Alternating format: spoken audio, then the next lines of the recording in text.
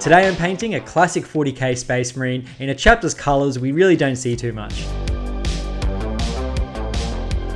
Hey everyone, welcome back to Emblem of Doom Miniatures. My name is Deets and I hope you've all been well. After last week's marathon Forest Dragon paint and build, I thought I'd slow it down this week and tackle something a little bit easier. So I've decided to have some fun and play around with this second edition Space Marine Sergeant and paint it in a chapter's colours that we really don't see too often. None other than the boys from Trigoris, the White Scars. As you guys already know, I really do love my lore, and from time to time I do jump into some 40k stories. Recently I've been on a bit of a White Scars binge. I really love the background of their Primarch, Jagatai Khan, and I also enjoy how the White Scars fit into the 30k setting and the Siege of Terra storyline. Also, white can be a little bit of a bitch to paint, so I thought today I'd show you how I tackle it. Anyway, let's get into it. Now looking at this old Space Marine, I feel like this mini is more suited for an Imperial Fist or Ultramarine army with that chiseled jaw and clean haircut. He doesn't really have the White Scars nomadic Mongolian look which we've all come to expect from this chapter. So I'm going to do a tiny bit of converting to make this mini fit in with the Khan's finest. Now just like always when I'm painting my Space Marines, which is probably a rare occasion compared to some people out there in the hobby, I'm going to paint this guy sub-assembled so I can reach every nook and cranny. Over the past few months I've been getting more and more used to using green stuff, so I decided to whip some out and try sculpt some sort of top knot or ponytail for this fella. To make my life easier, I'm going to throw some skinny wire on a handle with some blue tack, and this wire is what I'll be sculpting the hair on.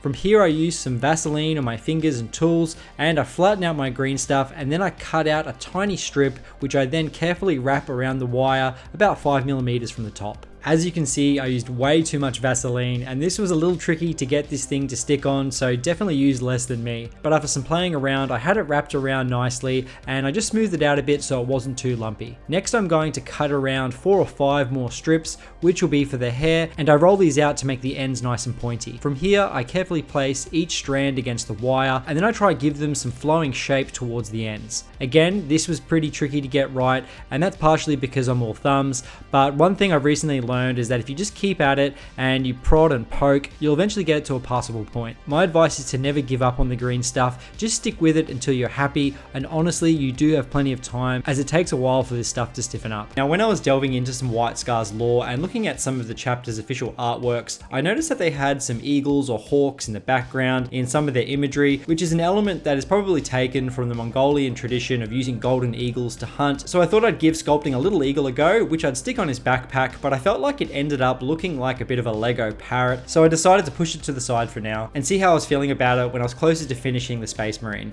Sculpting this thing wasn't too hard. I just used some simple shapes for the body, the head and the wings, slapped them together, and then I just started pushing the green stuff around to where I wanted it. And like always, I had a big old image of a golden eagle on my screen next to me, but I don't think it helped that much. You can't win them all. To make his hair look more like a top knot, I'm just shaving off the sides and his sideburns with a really sharp hobby knife. I gave this area a nice scrape to smooth it out and just to blend it into the skin. And hopefully this will make his haircut fit in more with the top knot look. And to finish, I'm trimming off the ponytail from the wire, leaving a little bit at the bottom, drilling a little hole towards the back of his head, and gluing it in, making sure that it's on a slight angle so when you look at it from the front, it has some sort of presence or flow to it and it's presented well. It's all going pretty well so far, but before we carry on, make sure you like this video if you're enjoying it and maybe subscribe to the channel. I'd really appreciate it. Also, this channel, Anvil of Doom, now has some wearable merch, and that's thanks to our friends at Electric Witch. These shirts, shorts and hoodies were illustrated by myself and printed here in Australia, but you have to be quick as they won't be around forever.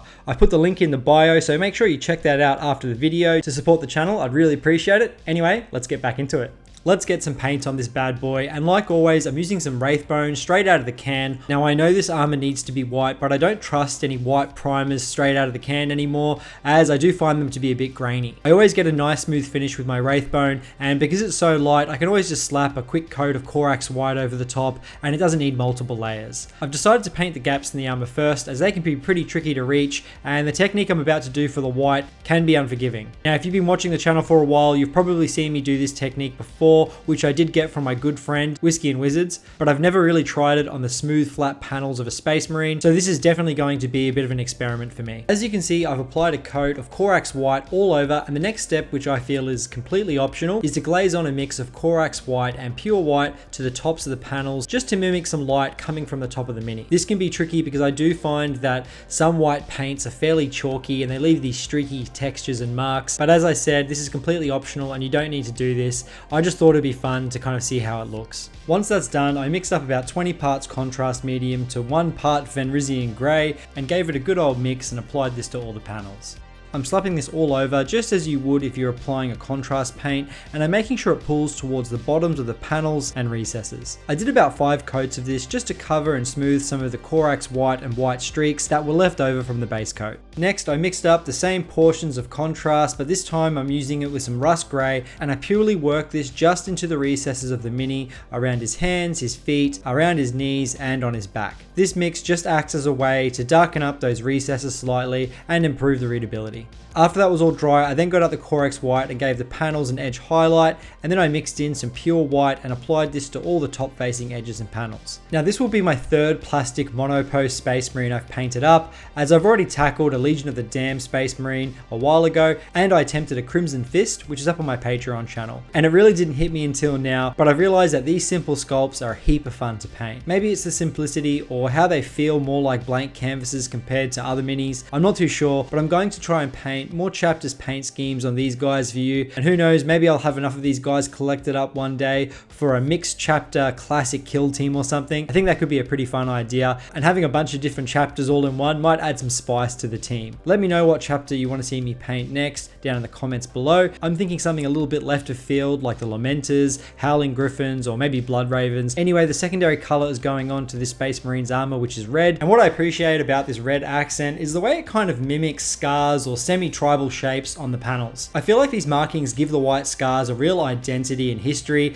as you can kind of make up your own story on why they have particular markings. I went through a lot of reference images to find some examples I could take some inspiration from, and some look so damn cool, especially the red markings they have on their helmets, but as you can see here, no helmet. Now, as this guy is fairly tiny compared to more recent Space Marine sculpts like the new Primaris Marines, I chose some simple and easy red markings that took over his right leg and hand. Also, as you can probably see, I've added a freehand lightning bolt on his left knee pad, an arrow on his right shoulder pad, and the chapter symbol on the left shoulder pad. If you want an in-depth video on how I do my freehands, check out my illustrated guide to freehanding video after this one, but man oh man, painting that chapter symbol on the left shoulder pad was absolutely horrendous. The chainsword was in the worst possible position. I had to dart from side to side of the chainsword, and it took me a while to get right. I decided to get this logo out of the way first thing because it was a bit of a pain, so I added my yellow highlights and then moved on, adding the rest of my red highlights to the other areas of the Mini. This was probably the most time-consuming part of the paint job, but I do find painting red fairly enjoyable, so I wasn't too stressed about it, and after doing a goblin batch paint and that huge wood elf dragon, this little thing was a dream. Painting this fella did feel more like a holiday, and I could push myself with some fairly straightforward freehands. Once the reds were finally complete, I flew through his leather tactical pouches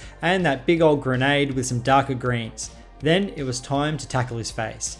Now, I wanted this guy to have a different skin tone than I usually paint. I was thinking a more tan complexion would be suitable, so I started out with a base coat of tan earth, and then I mixed in small amounts of Kislev flesh and painted this to all the raised areas. I worked through the Kislev flesh and then into some flayed one flesh, as this has a nice yellow tone to it, and I just used that for some spot highlights here and there. After I wrapped the skin up, it was all downhill from here, and I just went through the final elements to this guy, like his eyes, his teeth, and I gave him some black hair using Abaddon black, and then mixing in small amounts of Stonewall Grey using a super skinny brush to highlight each strand. Now, some of you bird lovers out there might be wondering, what about that little eagle? And as this thing was sitting next to me, staring at me while I painted the rest of this thing, I decided to just give it a go and paint it with some heavy browns and work my way to some yellowish highlights to try and make it look more like a gold eagle that is native to the Northern Hemisphere. I think I criticized this sculpt too harshly when I first made it. I put a fair bit of effort in, and I didn't know if it would fit in with the overall theme of this project. When I finished sculpting it, I then doubted my initial vision of the Space Marine being a bit more of a nomadic hunter, but after a lot of reflection, I decided to just give it a fair crack and see how it would turn out before giving up on it. And to be honest, I'm glad I went back and gave this thing a go, because I am pretty proud of it. I know it's not perfect and looks pretty kooky and weird, and not everyone out there is going to like it,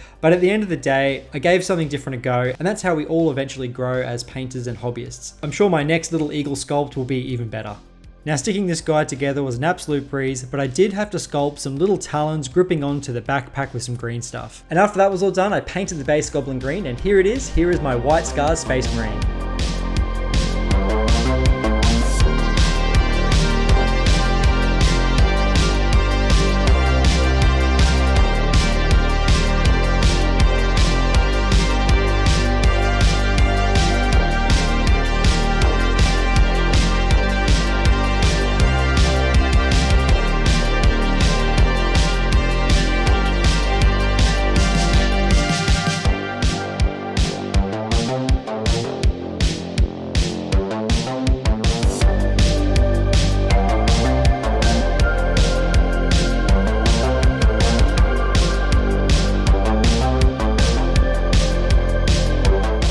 Thanks so much for sticking around to the end of the video, guys. I really appreciate it. And like always, I want to say a massive thank you to all of my Patreons for all of the support. I couldn't make videos like this without you. I really, really appreciate it. And thanks so much for everything you guys do for me. If you want to join the Anvil of Doom Patreon, the link is in the bio, and I look forward to catching up with you in the Discord. Anyway, guys, I'm out of here. I'll see you all next time. Cheers.